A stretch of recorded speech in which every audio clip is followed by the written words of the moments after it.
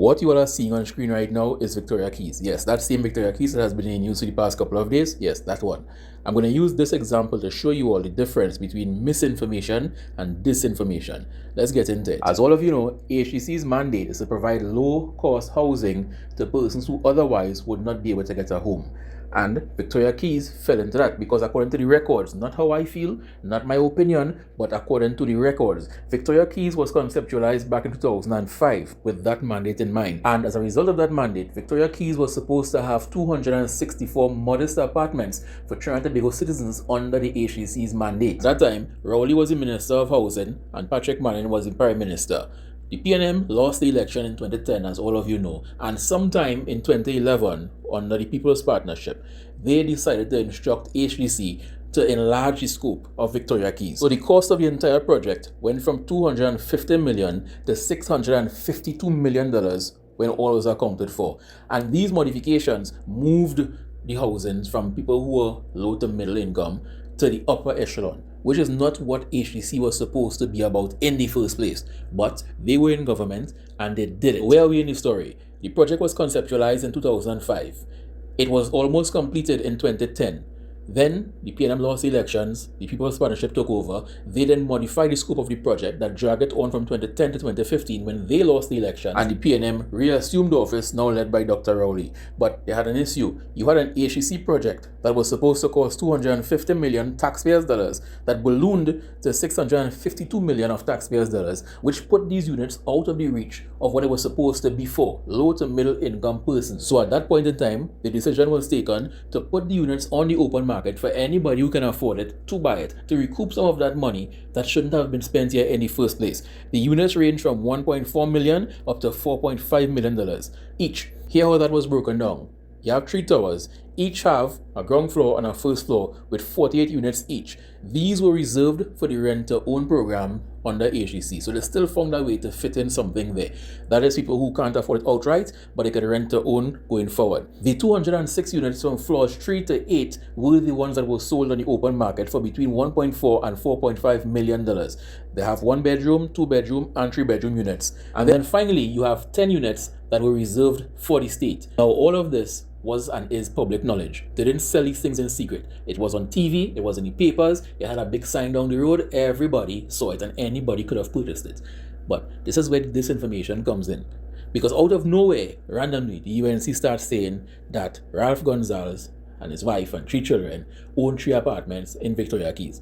And they said it in a way where they deliberately didn't go into details as to how they would have acquired those properties. The disinformation was said in a way to misinform gullible people, and then the misinform starts spreading it, and that is where misinformation takes over and spreads. For example, what was said, and then so Anil Roberts drop a bomb, and I want to discuss the bomb because everybody quiet and the hush culture strong and everybody mouth so.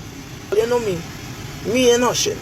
So Ralph Gonsalves, the Prime Minister of St. Vincent, got caught with his pants down when he decided to bad talk Kamala Prasad-Vistesa, and investigation started to go in because of course when you make people your enemies, people will start to look into you. Only to realize that his wife and his 2 children all got HDC houses in Trinidad. To date, there are over 200,000 people on the list who are qualified and haven't received houses as yet. Trinidadian citizens who have qualified, who have met the criteria to qualify for HDC houses, who have met the criteria to be able to pay and afford an HDC house and have not received it.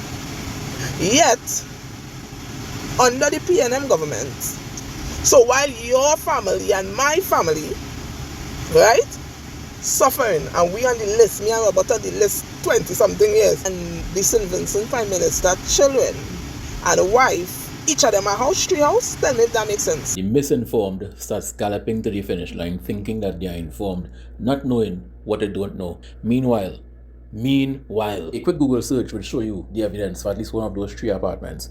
And this is why, when I first opened the book and I saw that individual talking about it, I was like, this had to be nonsense. Because nothing of sense comes out of that person's mouth. Even though we live in a time where there's misinformation and disinformation, there's also valid information. You have no reason to just take whatever you see anywhere, even if I said it, and run with it. Do your own research. But some of you all like to be misled. You all like to be disinformed and misinformed. And here is where investigation comes in. We know that 10 was kept back for the state. We know that 48 in each tower went to a rent-to-own program, and we know the remainder was sold on the open market. We want to find out which of those three categories does Ralph Gonsalves and his Trinidad wife fall into, and let the chips fall where they may. If they were bought on the open market, hush your damn mouth.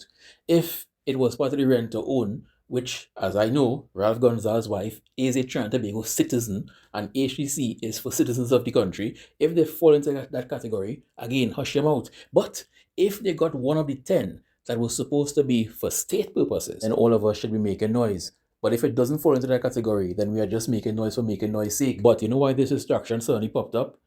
This is back in the news again.